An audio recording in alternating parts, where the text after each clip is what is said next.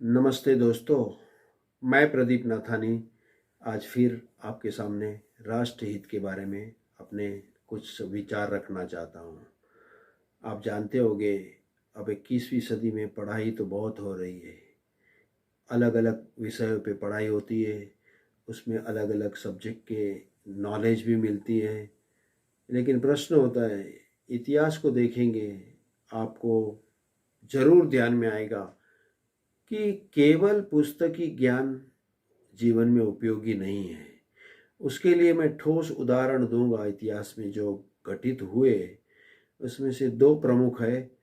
एक तो है विश्वविख्यात नालंदा यूनिवर्सिटी, जहाँ पे सबसे बड़ी दुनिया की लाइब्रेरी थी।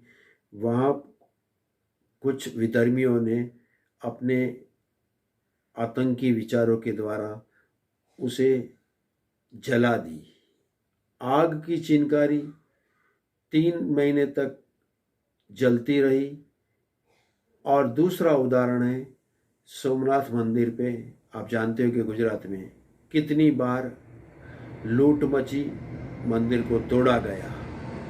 संक्षिप्त में हम देखेंगे कि ऐसा होने का कारण क्या, कि लाइब्रेरी इतनी बड़ी थी, यहाँ सोमनाथ में भक्तों भी थे, पुस्तकी ज्ञान था। इस जमाने में आप इतिहास से देखोगे कि केवल पुस्तकी ज्ञान उपयोगी नहीं है जीवन के लिए। जीवन में दया, प्रेम, भावना सब जरूरी है, किंतु उसके साथ में शौर्य नहीं रहेगा तो ये सब दया, प्रेम, भावना नष्ट किए जाएंगे। किनके द्वारा? ये राक्षसों द्वारा, जो कई सालों से करते आ रहे हैं। खास करके हिंदुस्तान में तो वो कर ही रहे हैं। तो इनसे बचने के लिए हमें शौर्य रखना होगा। दूसरा उदाहरण देखेंगे कि प्रभु श्री राम जी जब वनवास में चले, उन्होंने राजमहल इत्यादि सब कुछ छोड़ा, किंतु अपने साथ धनुष्य हमेशा रखा। ये शौर्य का प्रतीक है, जिसके बिना जीवन निर्वाह करना इस राक्षसों के साथ में मुमकिन नहीं।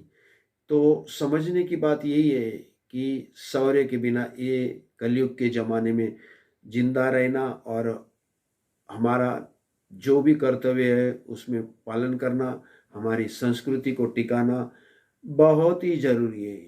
उसमें भी आप खास देखोगे तो महिलाओं के लिए रोज बरोज की घटना हो गई है कि रेप हुआ, छेड़छाड़ी हुई, पेटी में सब पैक करके तालाब में फेंक दिया, काट दिया, जिंदा जला दिया, वगैरह वगैरह। तो सबक सीखने के लायक यह है कि आप घर से निकलो तब भी आपके साथ में कुछ पर्स, पॉकेट, थैला रहता है, उसमें आप सब कुछ लाली लिपस्टिक की सब चीज़ें रखते हैं। तो सुरक्षा की भी चीज़ें रखनी समय की मांग है। ये सभी के लिए लागू पड़ता है, महिला और पुरुष के लिए। आने वाले दिन में हमें देखना ही होगा कि अनेक अनेक प्रकार की जिहादी घटना हो रही है।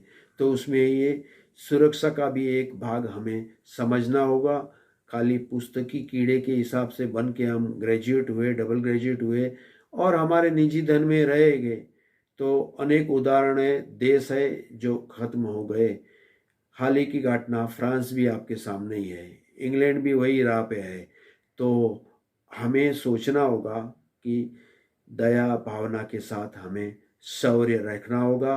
और रोज बरोज के जीवन में ये घटना आम होती जा रही है। इससे बचने का एक ही प्रहार है, एक ही प्रचार है, एक ही रास्ता है कि शौर्य के बिना कुछ भी नहीं होगा। आज के ज़माने में हम तलवार रखना, लकड़ी रखना, ये तो दूर की बात, लोग पेन भी नहीं उठाते हैं। जहाँ कुछ अप्रिय घटना होती है तो कानून का सहारा लेके पुलिस को जानकारी देना, उनसे फ़ोन करना, लिखना, डिजिटल मीडिया का उपयोग करना, यह भी नहीं करते हैं।